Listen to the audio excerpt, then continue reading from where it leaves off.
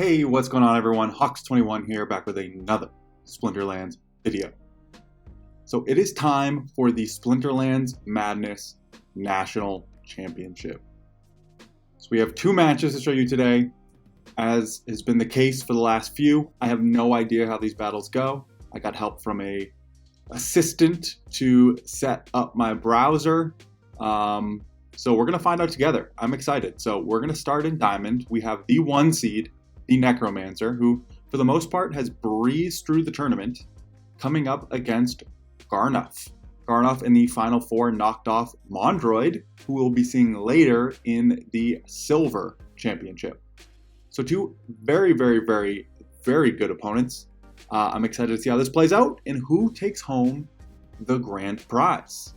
As always, I'm going to talk about them in the middle, but since this is the last video regarding this, I just want to shout out our sponsor, Immortal Creed. Up-and-coming game, currently doing their pre-sale. You can play it, which I will be playing a match midway through this video.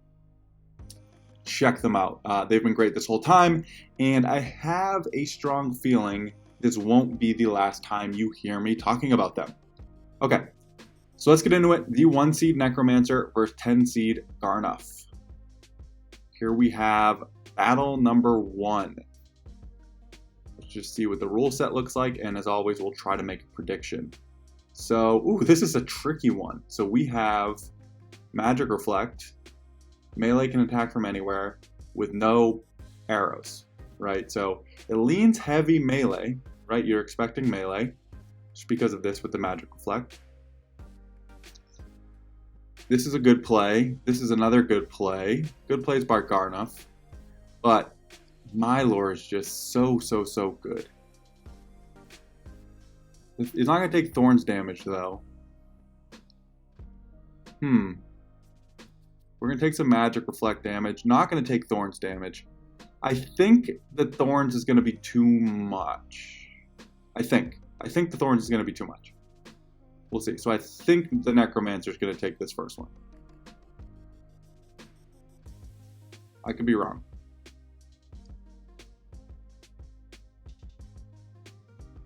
Doesn't take Thorns there. We'll take, yeah, I don't think they're not going to have enough damage here. I don't think. Definitely been wrong before. Didn't hit a poison or anything there. So maybe. Got some misses. Yeah, it's going to be the Necromancer. The shield on the Chain Golem up front is great. You know, even with that sort of big Magic Reflect damage. This could end up getting pretty close, though. Because, I mean, alright, they got the shield back. Hold on. Let's not call it dead yet. I still feel pretty good about the Necromancer. You almost wish he didn't attack there.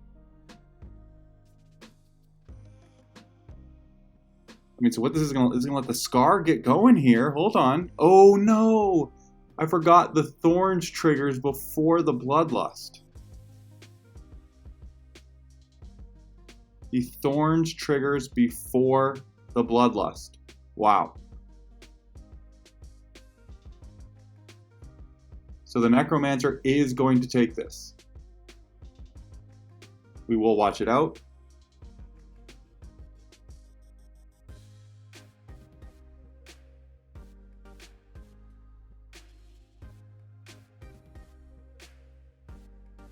Wow. That was a very close game. That was a good game. Hopefully that means we'll have a good series on our hands. Okay. So we're not going to watch the rest of this. Yeah. Garnuff takes... Or no, sorry. The Necromancer takes match number 1. Let's get into match number 2. We have... Okay, so we got some good teams here. We got some good cards. Not surprising. Just no shield and amplify. Okay. This, the Fury is gonna do work on the Magnor up front. This is gonna, oh, the camo is gonna be nice because these monsters are going to attack the front line.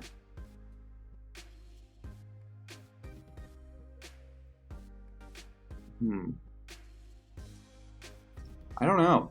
Is it enough? Do they have enough damage to get through Almo? This will be big because it won't take reflection damage, and the Magnor will get off a big attack. I don't know. This one's going to be close. I'm leaning Necromancer. I think the damage is going to be enough.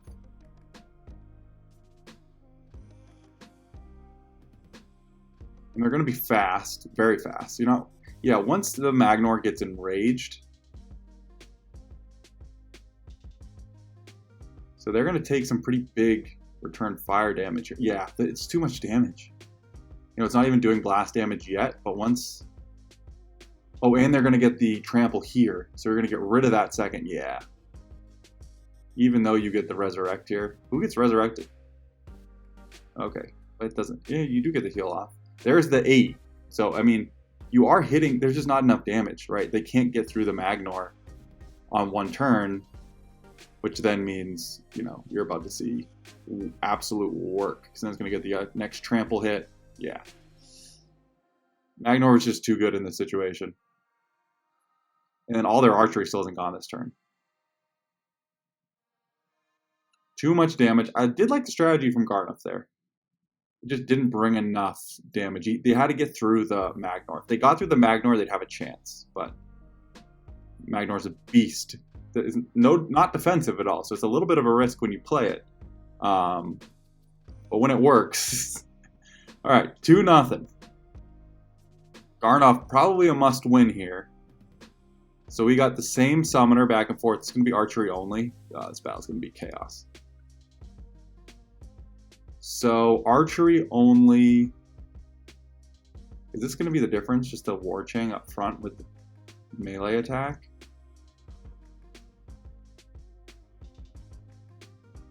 I don't know. This is a lot of protect.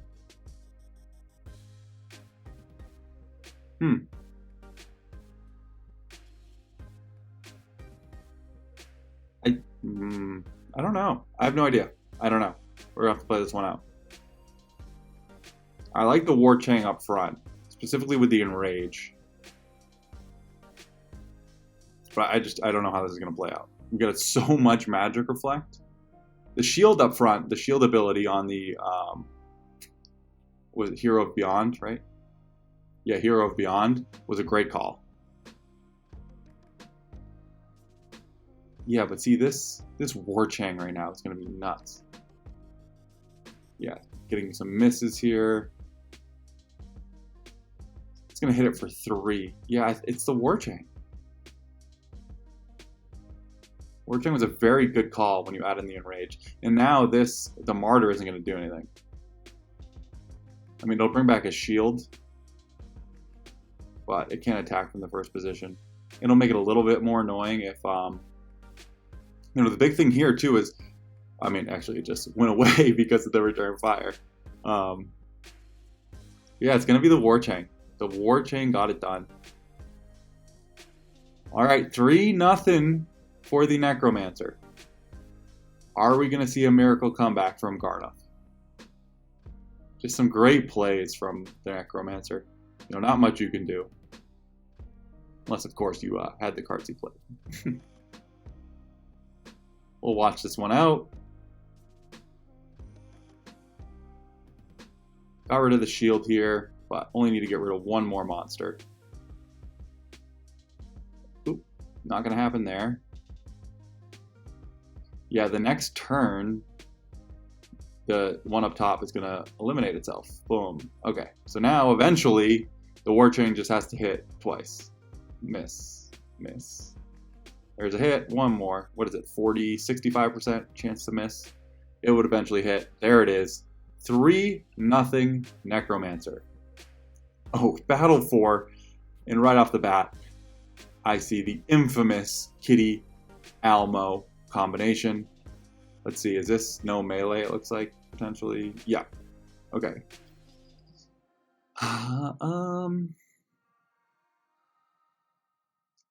Yeah, everyone on the other Garnoff side is attacking the front position. I'm going to give it to the Necromancer. I just think Alamo Kitty is too good here. I think they'll get some misses. And the Affliction doesn't count for the Alamo because the Alamo has immunity. So I think there'll be enough misses to... because like speed, 1 speed to counteract. So it's going to get... What is it? It's going to be 8, 9, and the slow is counteract. So it's not going to hit it enough. And this is... Oh, this does have Reflection Shield, though. Yeah, this is going to be the Necromancer.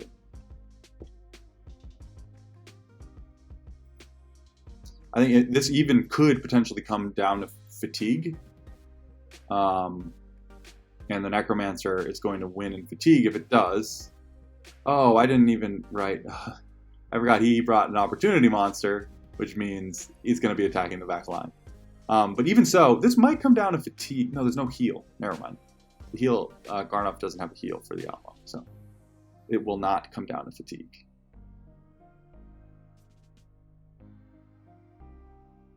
There's enough health on the other side to chip away without worrying about the return fires and magic reflects and such. And yeah, they're not hitting enough. Got a nice martyr. So I mean, but when this, it might go to fatigue because this has heal, and they don't have. Oh, they do. They have Doctor of Light. What am I talking about? I was gonna say they don't have an affliction, but they do.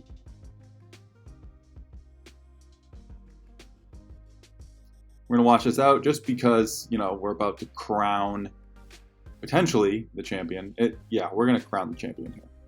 The Necromancer, assuming he hits an affliction, even if he doesn't actually, because it'll still win in fatigue. So this one's over.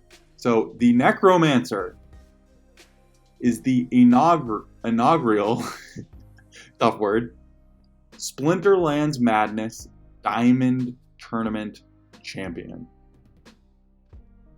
Big congratulations to the Necromancer. The prize money will be sent right after I post this video. Awesome job throughout the tournament. Never really got into a situation where, it looked like he might lose. Was always very in control of his battles. As you can see, he just won in the championship, 4 battles to none. So, dominating performance by the Necromancer. Congratulations. Our 2023 Splinterlands Madness Diamond Tournament Champion, the Necromancer. Let's move his name into the middle here. The Necromancer, the national champion. Congratulations. Prize money will be sent shortly. Okay, let's talk about our sponsor before we move on to the silver tournament. We have Immortal Creed. They're doing their pre-sale. Why do I like Immortal Creed so much? Well, 1, I like the game. I think the game's fun. And 2, they have a playable version during their pre-sale. How many games do you know that have done that? We got a match accepted. There's not a lot of games that offer their pre-sale and then let you immediately go in for a match. No melee weapons allowed. So basically, ranged gives the most variance. Magic doesn't really miss. We're going to go ranged here. And we're going to go big damage. Big damage. So we're going to go... Right off the bat, we're going to come here. We're going to go True Shot Ring. And then we're going to go Wooden Bow. This is what we're going to try. Boom. We could potentially miss. They went with magic, so now we'll get to see sort of the counteract. So they did bring a shield. Don't like when they bring shields. I still haven't fully figured out how the shields interact with each other, to be honest. But one day I will. Ooh, that's big damage. What do we look like after round 1? Uh-oh. I might be in some trouble here.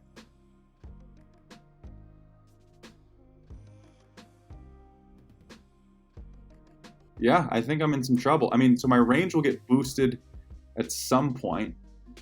Yep, so I just got +4. It's not going to be enough, though.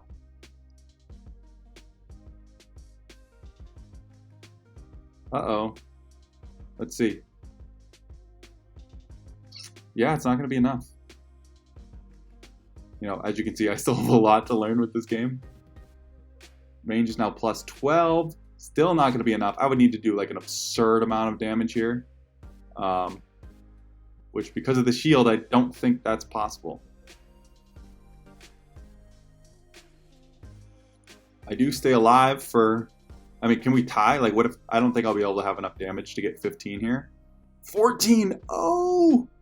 Would you look at that? Like, I wonder if the negatives would have counted if I got him to 0. 1 health left. Wow.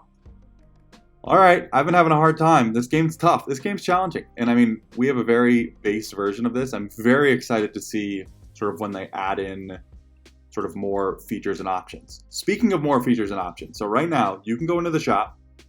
It's very easy to add credits to your account. Very, very easy. There's so many ways to do it. As you can see, I bought 120 of them with my own money. You know, these weren't from the game. I did my research, played the game a couple times, and I decided to participate in their pre-sale. But they have been talking about, and this is a really big announcement sort of type of thing. They've been talking about getting these on Hive for a while. Now, they don't have the capability to send to Hive yet, as far as I know. However, if you come over here to Hive Engine, you will see in my wallet 10 Origins, and that's the name of the type of pack. It is Origins. So if we go to the market, and I type in Origins, you will see there is 60 up for sale at this price. This guy right here is a team member. He's one of the people I've been talking to the most. They decided to post some on Hive Engine for anyone who wanted to use Hive to buy these. And they're a little cheaper here. So $1.67, sorry, 67, what am I talking about? $1.71 in Hive. Now I think they did this to, you know, they're a little bit cheaper than the $2, but if you count in the bonuses they give, it probably comes out pretty similar. But if you are looking to buy with Hive, here's an easy option. They are working on the bridge between the two, so you can send them back and forth. But for now, if you're looking to buy on Hive, they are here. I have 10 of them. You can buy them from right here. Okay. Thank you to our sponsor, Immortal. You guys have been awesome. And again, not the last you're going to be hearing about them from me. Okay. So, let's go on to our silver tournament. We have the 20 seed versus the 2 seed, Mondroid. I told you we would be here from Mondroid again. He is in the finals here. He has not lost many matches. Danny's had a great run as well. The 20 seed all the way to the championship. Defeated good friend of the community, Hewitt, in the semifinals. And here he is. So 2 seed versus the 20 seed. Let's get into it. Match number 1. Let's see who is going to be the silver champion. Okay, so right off the bat, similar. I wonder if was there a lot of options here? Nope, not that many options. So, I think Mondroid has this because of the more focused fire.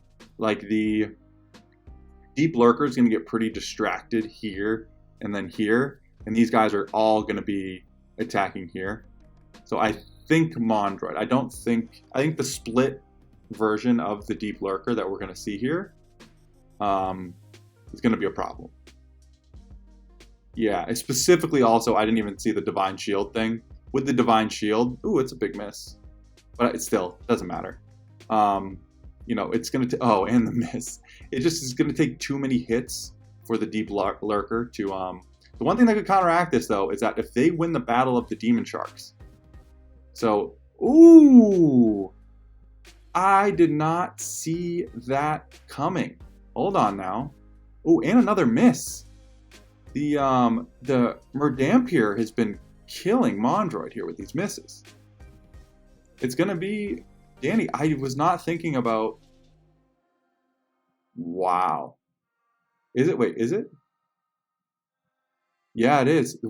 Just that miss. Those two misses just needed one more health. Oh my goodness. Between the misses and that timing of the deep lurker hitting the demon shark, that is brutal. Okay. Danny takes round 1. Go to round 2. Interesting. We got a Fernheart. That's fun. So Gladiator, oh, looks like really low mana. We got a 12. This should be Mondroid because of the Jimbilka. Jimbilka is going to be able to just pick off these guys almost one by one. Ooh, this is tricky though. That's tricky. It's going to fire there last, but it's going to matter. These scatter shots are going to matter. I don't feel as confident as I did right from the bat that it was going to be Mondroid. But let's see. The Jimbilka here is a great play. Just the failed summoner is also a good play.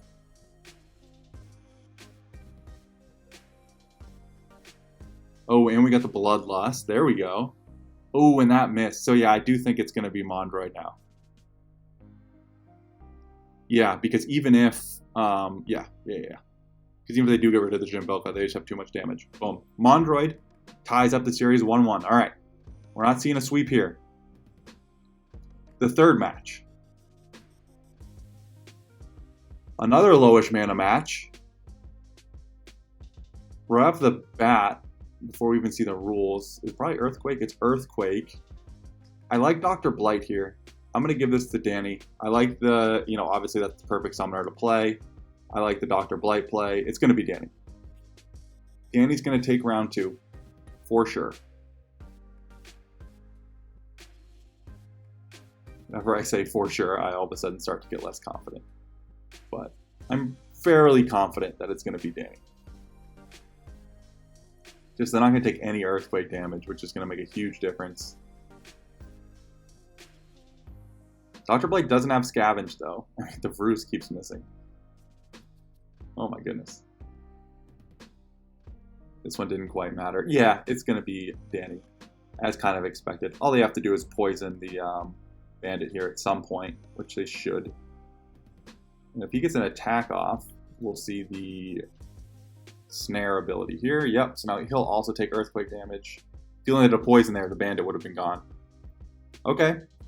Danny takes round 2. So 2-1 Danny.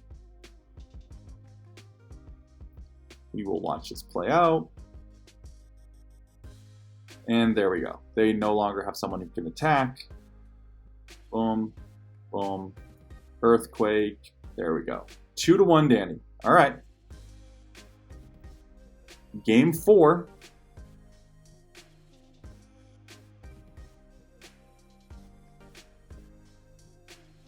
We got evens. You know, pretty good amount of mana. No shield. Interesting.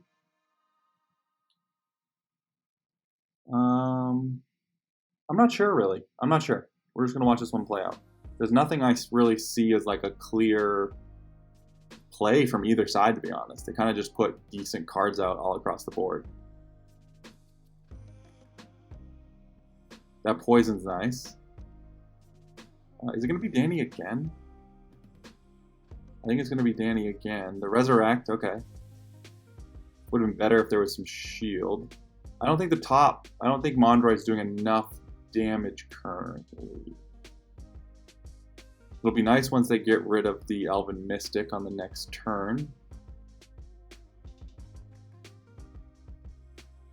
Oh, and the Chain Golem's going to be gone. Doesn't have the Rooney doesn't have reflection shield at this level. Ooh, another miss. Okay. So now there's more magic damage out there. I just think the bottom has too much damage left. Yeah. All right, Danny goes up 3-1. That's pretty nuts. All right, potential clinching game here. Danny up 3-1. Let's see. Kind of similar. No, there's more mana. Ooh, the super sneak. Let's see.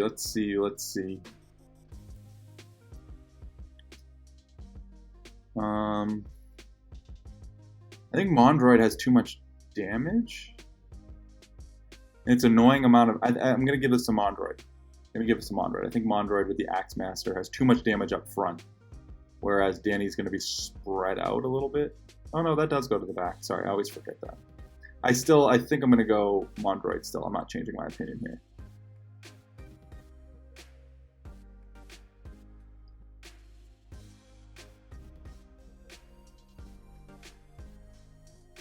Yeah, so they could get rid of it right here. Oof, big hit. Yeah, that'll do it. Cool, yeah, they have too much to get through, and then that will get repaired in the back. Oh, it didn't get repaired in the back. I keep saying things that don't happen, but now, now that the, this card's awesome, but now that the Coastal Sentry is up front, less concerned. Yeah, okay. Mondroid fights back. Brings it to 3-2. Now we're going to game 6.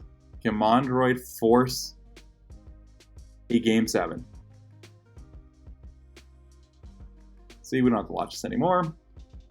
All right, game 6. Will there be a game 7? Ooh, we get the Quora. Wow. I like Danny's team without knowing what the play is. Thorns. Magic with play. Honestly, I think it's over. Yeah, it's over. It's over. Mitika's going to do work. It's going to be Mitika. I think Danny takes it. There's not going to be a ton of damage. The archery damage is what's going to take it for Danny here. They both brought Immortalis. Shatter's nice. I will say that Shatter is nice. But there's just not a lot of damage happening from Mondroid's back line here, which I think is ultimately going to be the problem. And not that Danny has a ton of damage either, but I think it has enough, right? Because you're going to get the 4 from the Mitika, and then it'll be gone before it can heal next. And then now you're going to have the double heal on the Quora. Not like the Quora does a ton of damage here, but you won't be able to do much damage to the Quora. Yeah, they can only do 1 damage up front. Only do 1 damage. It's over. I'm calling it now. Danny has taken the Silver Championship. Brought out the Quora for the winning battle in Game 6. Mondroid fought hard. Got the battle to a Game 6. But ultimately, the Immortalis gets it done. Immortalis versus Immortalis. Ooh, and we're going to get a Bloodlust here. Now the people are getting what they want. We're going to get a couple of them. No, the Mitika's going to clean this one up. Oh, and actually, there you saw a Dispel of Bloodlust. You don't see that every day.